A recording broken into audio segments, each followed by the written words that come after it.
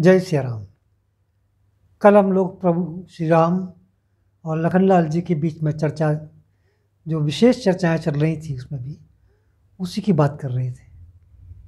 तो इधर प्रभु श्री राम जी लक्ष्मण जी को राजा नरक के बारे में कुछ बता रहे थे। तो राजा नरक को तो ब्राह्मणों ने श्राप दिया ही है और वो बड़ा सा गड्ढा खुदवा करके उसमें जाकर बैठ गए। लेकिन उसी समय जब ब्राह्मणों ने श्राप दिया तो राजा नरक को उसका पता नहीं था।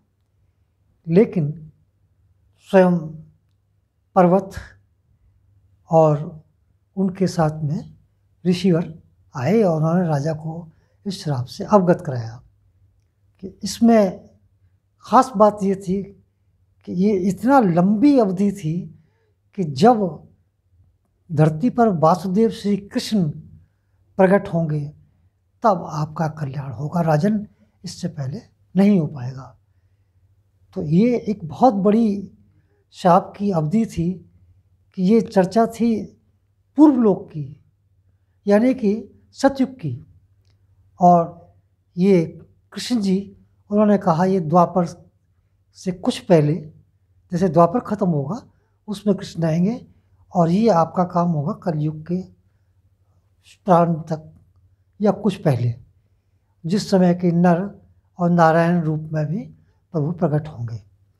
तब तक आपको, चूँकि एक छुप के रहने की आपकी आदत है, न्याय आप करना नहीं चाहते, तब तक आपको उसी गड्ढे में गिरगिट के रूप में रहना है। तो ये बहुत बड़ी प्रताड़ना थी और आगे आने वाले राजाओं के लिए एक सबक भी था।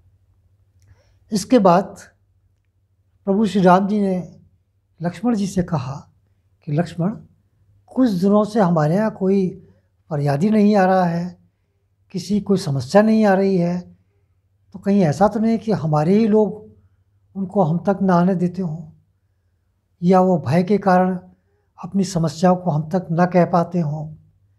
इसलिए तुम स्वयं जाओ और इसकी सूचना हम तक पहुंचाओ कि यदि कोई न्याय चाहता हो हमसे तो उसको बाइज्जत दरबार में लेके आओ। बस इतना कहना था कि लक्ष्मण जी बाहर गए और पूरे नगर का चक्कर काट करके वापस आ गए और उन्होंने प्रभु श्री राम जी को अंततः सूचना दी कि प्रभु, मैं नगर की गलियों में और सब जगह चौराहों पे सभी जगह मैंने जा कर के स्वयं भ्रमण किया है, लेकिन कोई भी मुझे ऐसा व्यक्ति नहीं दिखाई दिया कि जिसको ज़रा सा भी आपके राज्य में कष्ट हो या कोई न्याय चाहता हो।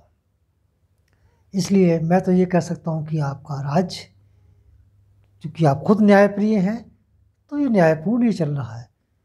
लेकिन इस पर प्रभु श्री राम जी ने लक्ष्मण जी को पुनः भेजा कि लक्ष्मण, एक बार फिर जाओ। तो लक्ष्मण जी दोबारा जब गए तो उन्होंने देखा कि एक कुत्ता वो कुछ उनसे कहना चाहता था। वो उनके पास आया और भौंका और फिर चला गया। तो उनको बस यही महसूस हुआ ये कुछ कहना चाहता है। तो लक्ष्मण जी ने उसको पूछा कि भाई क्या बात है। तो उसने कहा कि मैं प्रभु श्री राम जी से न्याय चाहता हूँ। तो इसके बाद लक्ष्मण जी ने कहा चलो, प्रभु ने तो ऐसे व्यक्ति को दरबार में बुलाया ही है और मैं ही लेने आया हूँ।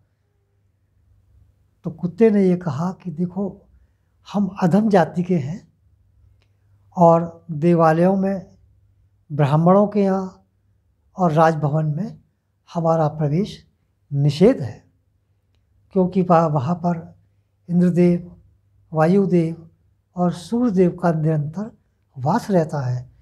इसलिए मैं आपसे ये विनम्र निवेदन करता हूँ कि आप मेरे न्याय संबंधी मांग की कृपया प्रभु श्री राम जी को जाकर के स्वयं अवगत कराएं।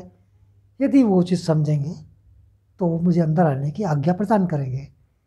बस फिर क्या था, लक्ष्मण जी गए, उन्होंने प्रभु श्री राम जी से कहा और राम जी ने उनको दरबार में बुला लिया।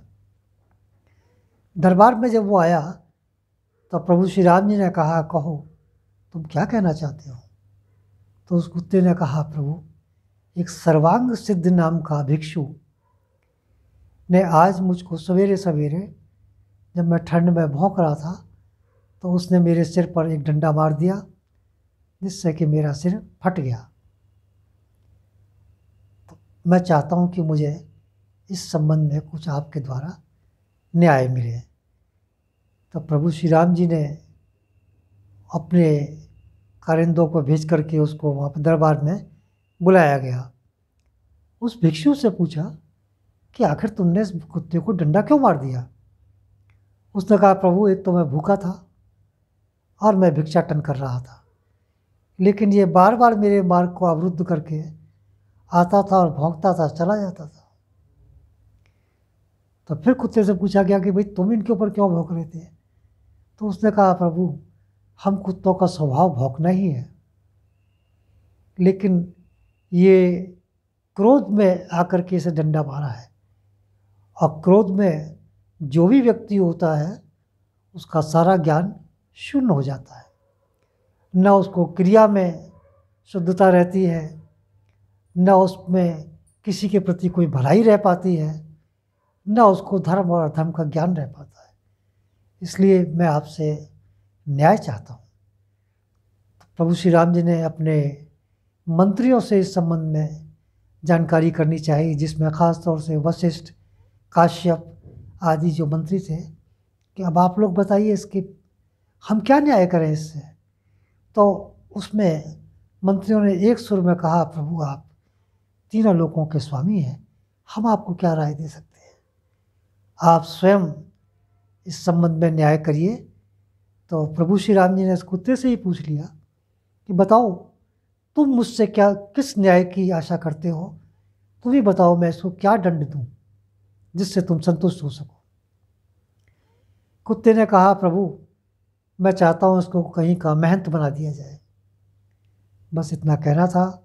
प्रभु श्री राम जी ने उसको महंत के पद पर आसीन कर कर और उस भिक्षु की जीवत पूजा करके और हाथी में बिठा करके उसको वहाँ से विदा कर दिया। तो इस पर मंत्रियों ने पूछा कि प्रभु ये आपने इसके प्रति आपने इसको वर दिया है या इसको दंड दिया है, हम तो यही नहीं समझ पा रहे। तो प्रभु ने कहा कि ये तो न्याय मांगने वाला बताएगा, इसी कुत्ते से पूछा जाए इसने ऐसा क्यों मांगा। तो उसने कहा, प्रभु मैं इसके पूर्व जन्म में मठाधीश था और मैं देवालयों में बहुत से प्रभु की पूजा करता था, अर्चना करता था और यज्ञनिष्ठ भोजन करता था, लोगों की भलाई करता था, बहुत से शुभ कार्य करता था। इसके बावजूद भी मुझे कुत्ते की योनि प्राप्त हुई है।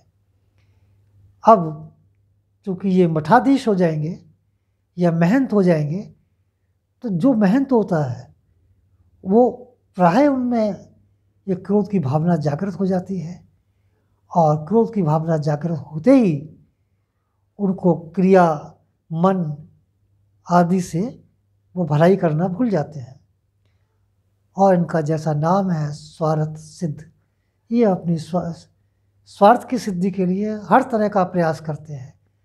निर्दोषों पे ये जुल्म करेंगे ही करेंगे, क्योंकि इनको अपने आगे कुछ नहीं दिखाई देगा।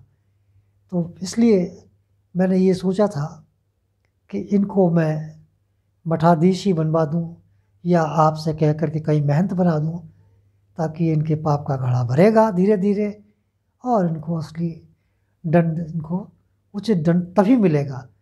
इस ऐसा करने पर इनको 3 पीढ़ी आगे पीछे इनकी नरक के भोगी बनेंगे। तो इस प्रकार कुत्ते ने अपना वहाँ पर विचार रखे।